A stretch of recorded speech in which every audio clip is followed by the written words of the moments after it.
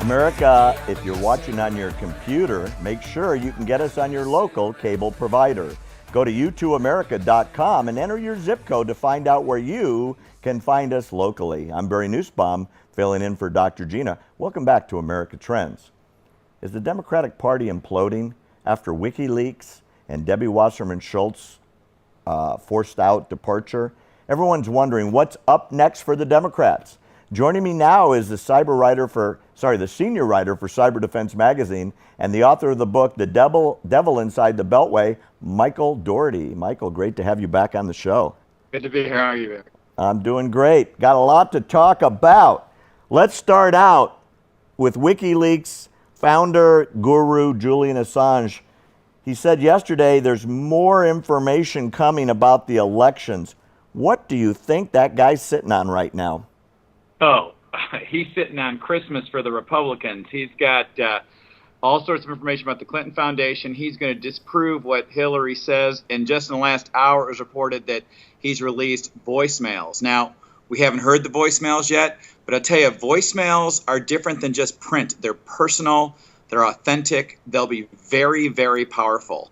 And if those voicemails conflict with what came out of people's mouths, you can count on the media doing a comparative. And you've just got flat out lying and then observing all this media spin. This is going to torch more than the Democratic Party. You're seeing a big paradigm shift here in politics. This is lying and secrets are not going to be part of the game in the future with this type of technology involved. Well, before I ask you what might be coming, let me ask you sort of a sideline question, Michael. I watched for hours yesterday, and I was just talking to the guys here in the studio, about 6 hours I watched today. Every single member of either the DNC or their talking heads and spokespeople, as soon as they ask about why did staff say this stuff, it was racist, it was anti-Semitic, it was anti-woman, it was anti-Bernie. I mean, it was some really, really bad stuff. Instead of answering and taking responsibility, everyone's deflecting it to, well, we got hacked by the Russians. And what do you think about that? And the FBI's looking into it and the CIA.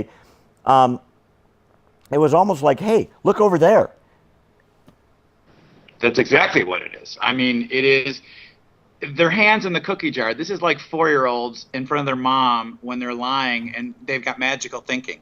So the magical thinking part is maybe if I just deflect, they don't know what else to do. Is that working though? Is it working, Michael? No, it's not working, but it's their only choice. It's their only, when you are a pathological liar and your game has been getting away with this for decades, they're going crazy. And so, it's really unbelievable. The swings in the polls, it's enjoyable to watch because who likes to be patronized?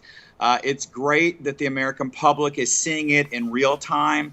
It's sad to see. I don't like the constituents, even though I don't agree with them politically, I don't like constituents on either side being patronized and lied to.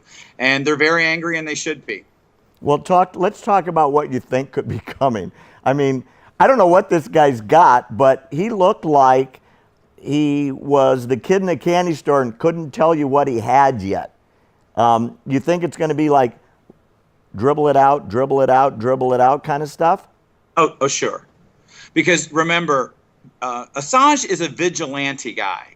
He is vigilante justice right now. He's the 21st century Paul Revere, and he is not really partisan. He just can't stand political power, lying and abusing citizens. And so he's a strategist, and he wants the most impact possible. You're not dropping your biggest hits right at the party. You're going to drop your biggest hits closer. And he's setting it up. If you just follow his string on WikiLeaks, this guy doesn't lose his credibility by making things up. And that's why they should quake in their boots. I mean, when you have a political establishment that operates like the Sopranos and everyone has to buy in and go along to get along, and this guy shows up when he's got no way to get to him, they have nothing to do but spin and lie and hope people forget. And, it ain't happening this time. Do you think is it getting traction? Do you think it's going to be reflected in poll changes? Is it going to continue to erode the confidence in Hillary's leadership? I mentioned in the opening briefly that on the Sunday 60 Minutes show where they interviewed Hillary, they cut out the part, you had to go on the website to go find it, where Hillary said, I knew nothing about it. I don't know what's in those emails. I never heard about it, and no one told me about it. I mean, it was such deniability as to be completely unbelievable coming from the head of the party. Well, I mean, I don't know how many more lies we have to have, and evidence of how in the bag the mainstream media is. I mean, this is why this is so broad, because the credibility of CBS, of CNN, watching these pundits just go crazy and in lockstep unison keep talking about this and just making a mockery of the intelligence of the public. And that's why when these voicemails get heard and more of these things, he's just setting them up. I mean, he knows exactly what they're like. He knows exactly what they do. He's laying it out, and this is all they can do is keep lying. I think it's listen, if you lose the trust of your constituents, how are they supposed to trust you to follow up your campaign promises? How is that going to happen? It can't. So what do you think is in those emails? Give me a guess. I know you don't know because it's not out, but it's got to be something big if the hints are coming. Give me a hint. What do you think? I think the Clinton Foundation, and I think they're carefully looking at every lie, every statement, and they're doing a comparison, and they're just going to rip her credibility to shreds. And it's going to be about the Clinton Foundation. It's going to be about dealing with foreign governments. It's going to be about making mockeries of the promises and her constituents. It's going to annihilate her trust, and it's going to show the tentacles of power within Washington, D.C. It's going to show the agencies and the media and everyone coordinating and going along. I mean, look.